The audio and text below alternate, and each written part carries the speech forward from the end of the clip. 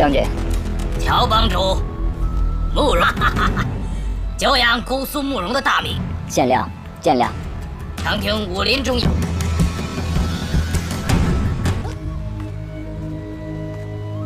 我月老就不信你，你放心，我南海恶神月老三，你会我的武功呢？不算什么奇奇美了。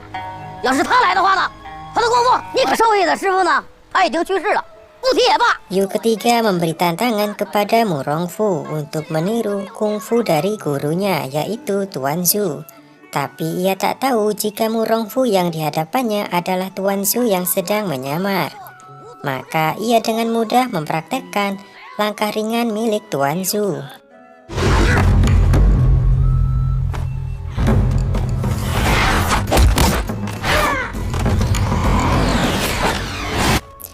Yu ketiga pun mengakui kekalahannya dari Murong Fu.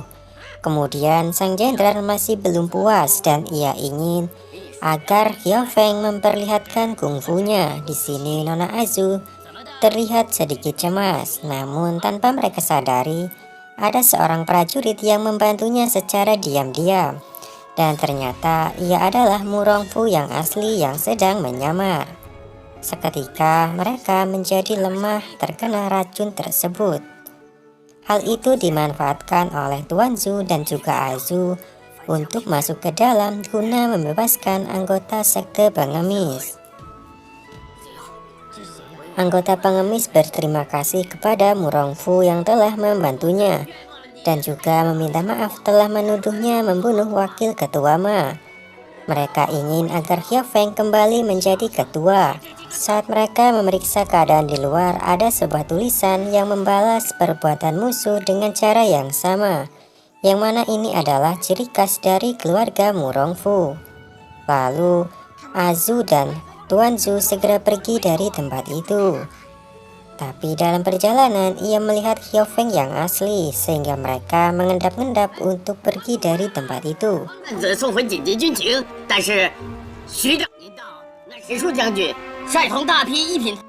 Kemudian mereka bertanya tentang keberadaan Murong Fu, karena mereka tahu jika Murong Fu baru saja datang bersama dengan dirinya.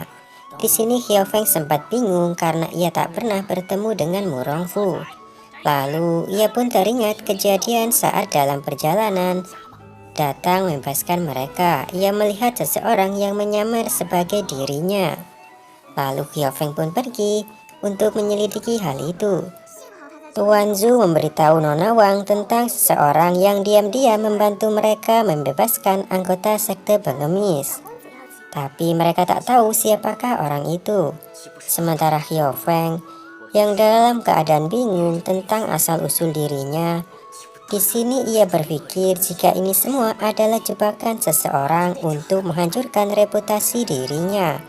Sehingga Xiao Feng pun ingin mencari tahu asal-usul yang sebenarnya. Tuan Zhu dan Nona Wang telah sampai di kuil Shaolin, tapi mereka dilarang masuk untuk menemui Tuan Murong Fu. Xiao Feng telah sampai di rumah kedua orang tuanya.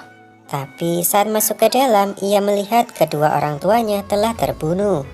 Xiao Feng di sini sangat sedih akan hal itu. Lalu rombongan biksu datang dan salah mengira. Ia menganggap jika Xiao Feng lah yang telah membunuh kedua orang tuanya, sehingga para biksu menyerang Xiao Feng. Beruntung Xiao Feng dapat melarikan diri dari tempat itu. Yu Su mendapati seorang biksu yang bertanya tentang Taman Bodhi. Ia pun heran karena ia adalah paman gurunya. Sementara itu, Xiao Feng memberi penghormatan terakhir kepada kedua orang tuanya.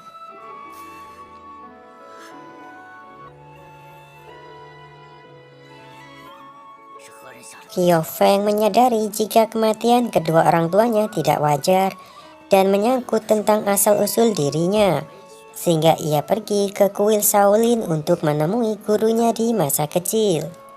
Ia mendengarkan percakapan para biksu. Ternyata gurunya tengah terluka, tapi Xiao Feng tak mengetahui hal itu. Kemudian gurunya meminta para biksu yang lain untuk keluar dan ia akan melanjutkan meditasi. Ternyata gurunya tahu kehadiran Xiao Feng yang sedang menunggunya di luar. Kemudian Xiao Feng pun masuk ke dalam untuk bertemu dengan sang guru. Tapi saat ia melihat wajah Xiao Feng, raut wajah gurunya terlihat begitu tegang. Tanpa disadari, ia pun memutuskan untuk bunuh diri. Hal itu membuat Xiao Feng terpukul, karena ia baru saja ingin bertanya asal-usul dirinya. Tapi kini gurunya telah tiada. Kemudian Xiao Feng pun berteriak kepada para biksu yang ada di luar dan mengatakan jika gurunya telah tiada.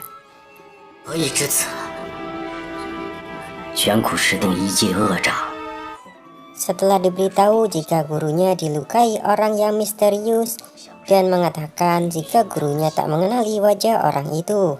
Tapi di sini Xiao Feng berpikir jika orang itu menyamar sebagai dirinya, karena saat gurunya melihat dirinya, ia langsung memutuskan untuk bunuh diri.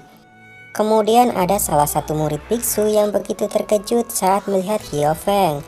Ia mengatakan jika Xiao Feng lah yang malam itu mencelakai gurunya. Mendengar hal itu, Xiao Feng pun berusaha meyakinkan para biksu jika ada seseorang yang menyamar menjadi dirinya dan mencoba untuk menuduhnya sebagai pembunuh gurunya. Lalu Xiao Feng dengan terpaksa pergi dari kuil itu menggunakan tenaga dalamnya. Para biksu berusaha mencari keberadaannya. Setelah itu Xiao Feng pun pergi untuk mencari tempat persembunyian. Tanpa ia sadari, ia masuk ke suatu ruangan, yang mana di ruangan ini ada sebuah kitab rahasia. Melihat ada biksu yang masuk ke dalam, Xiao Feng pun bersembunyi dan mendengarkan percakapan mereka. Di sini ada biksu yang tadi bertemu dengan Yusu. Ia bertingkah cukup aneh.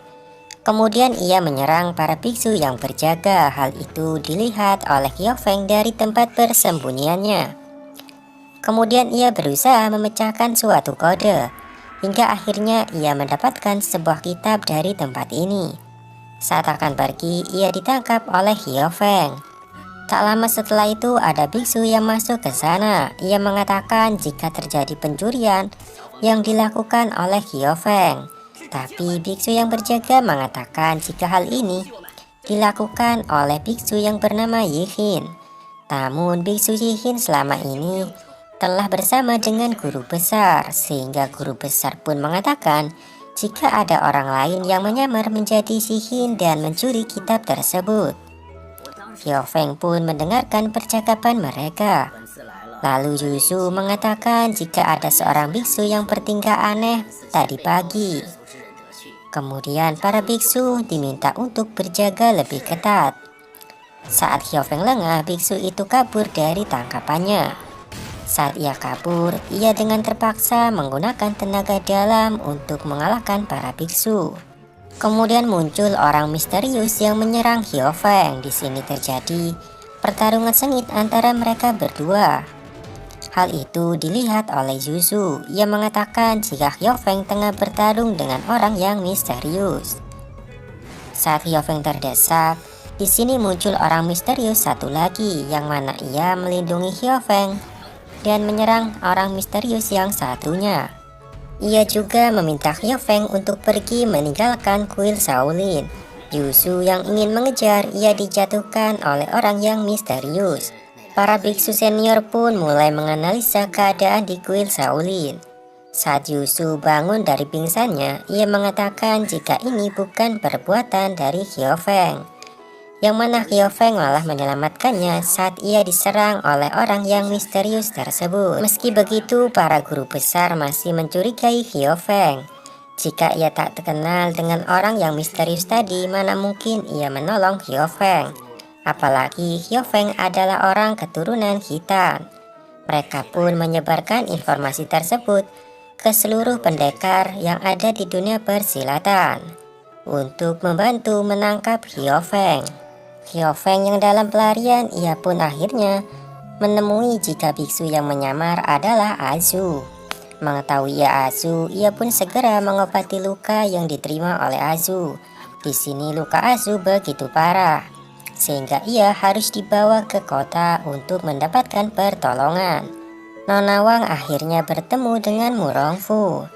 Di sini, Tuan Zuan sedikit cemburu melihat kemesraan Nona Wang bersama dengan Murongfu. Lalu Murongfu pun mengajak Nona Wang untuk pergi ke rumah makan. Sementara itu, Xiao Feng telah membawa Azu ke kota dan menanyakan lukanya ke tabib. Tapi tabib itu tak mampu mengobati luka yang diderita oleh Azu. Melihat kondisi Azu yang terluka begitu parah, di sini Xiao Feng pun menemaninya sepanjang hari. Ia berpura-pura jika keadaan Azu akan baik-baik saja. Tak lama kemudian Azu jatuh pingsan. Setelah Azu sadar, Xiao Feng pun pergi untuk mencari obat guna menyembuhkan luka Azu. Sementara itu, Murongfu dan Nona Wang telah sampai di rumah makan.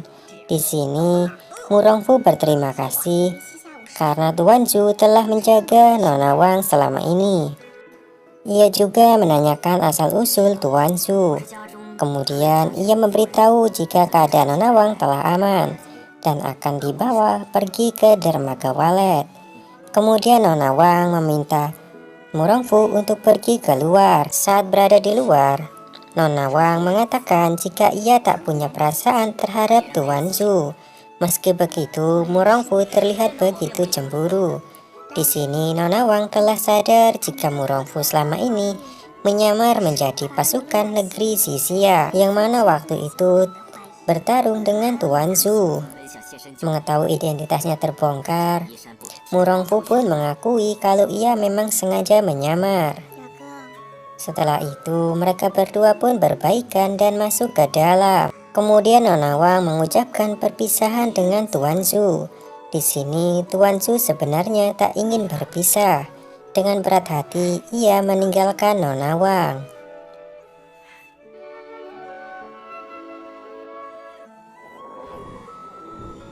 Sepanjang malam, Xiao Feng menjaga Azu dan juga memberikan tenaga dalam kepadanya.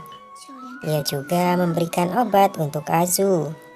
Di sini, ia mengatakan jika luka Azu akan segera sembuh. Ia tak ingin jika Azu mengetahui lukanya yang sebenarnya.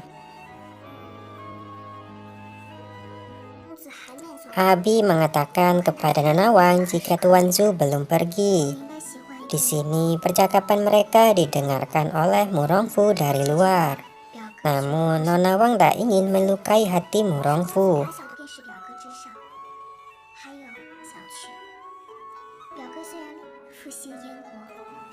Azu yang tak bisa tidur ingin Xiao Feng menemaninya dan membacakan sebuah cerita. Lalu Xiao Feng bercerita tentang masa lalu, yang mana dulu ada seorang ibu yang ingin anaknya untuk diobati. Tapi karena mereka miskin, tabib itu tak mau mengobati anak tersebut.